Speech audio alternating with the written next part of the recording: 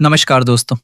अगर आप आज सोना या चांदी खरीदने का सोच रहे हैं तो ये वीडियो आपके लिए बेहद ज़रूरी होने वाला है, क्योंकि पिछले 24 घंटों में गोल्ड और सिल्वर मार्केट में ऐसा उलटफेर हुआ है जिसे जानकर आप बिना सोचे समझे खरीदारी करने से ज़रूर रुक जाएंगे। क्या सच में सोना अब और महंगा होने वाला है?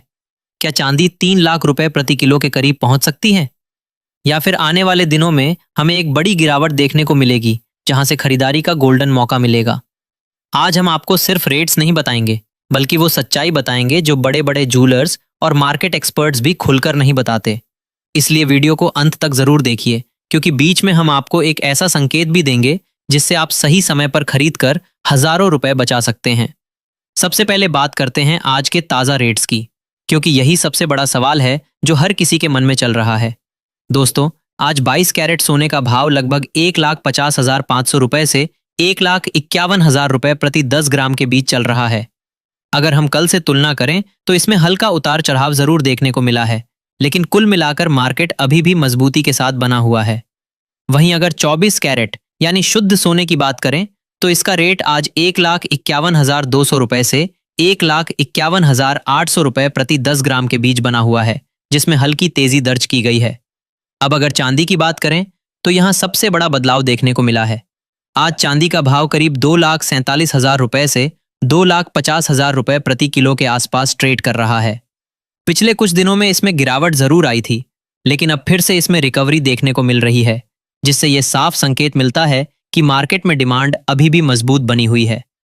अब आप सोच रहे होंगे कि आखिर ये उतार चढ़ाव क्यों हो रहा है?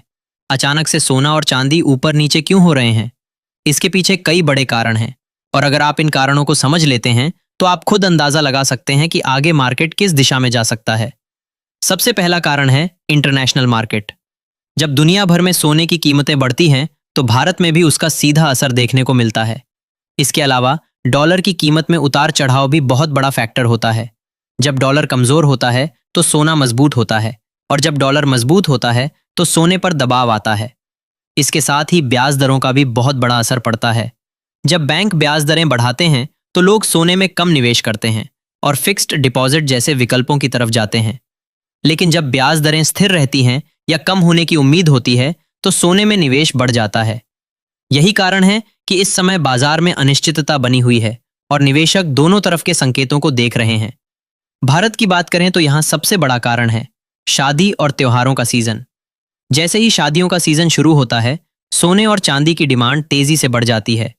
हर घर में ज्वेलरी खरीदी जाती है, जिससे बाजार में खरीदारी बढ़ती है और कीमतों को सपोर्ट मिलता है। यही कारण है कि इस समय भले ही इंटरनेशनल मार्केट में हलचल हो, लेकिन घरेलू मांग कीमतों को नीचे आने से रोक रही है। अब सबसे बड़ा सवाल, क्या अभी सोना या चांदी खरीदना सही रहेगा? देखिए, इसका जवाब सीधा नहीं है, लेकिन अगर आप समझदारी से फैसला लेते हैं तो आप नुकसान से बच सकते हैं।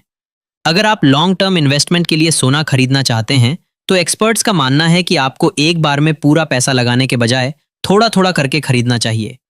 इससे अगर मार्केट नीचे आता है तो आप कम रेट पर और खरीद सकते हैं और आपका औसत प्राइस संतुलित रहता है।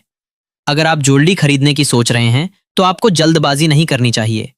जब भी मार्केट में 500 रुपए से 1,000 रुपए की गिरावट आती है, वो एक अच्छा मौका हो सकता है।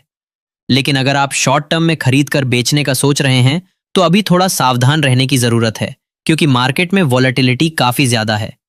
अब बात करते हैं चांदी की, जिसे लोग अक्सर नजरअंदाज कर देते हैं, लेकिन आने वाले समय में ये सोने से भी ज्यादा तेजी दिखा सकती है। चांदी सिर्फ ज्वेलरी के लिए ही नहीं, बल्कि इंडस्ट्री में भी बड़े पैमाने पर इस्तेमाल होती है। खासकर सोलर पैनल, इलेक्ट्रॉनिक्स और मेडिकल सेक्टर में इसकी मांग लगातार बढ़ रही है।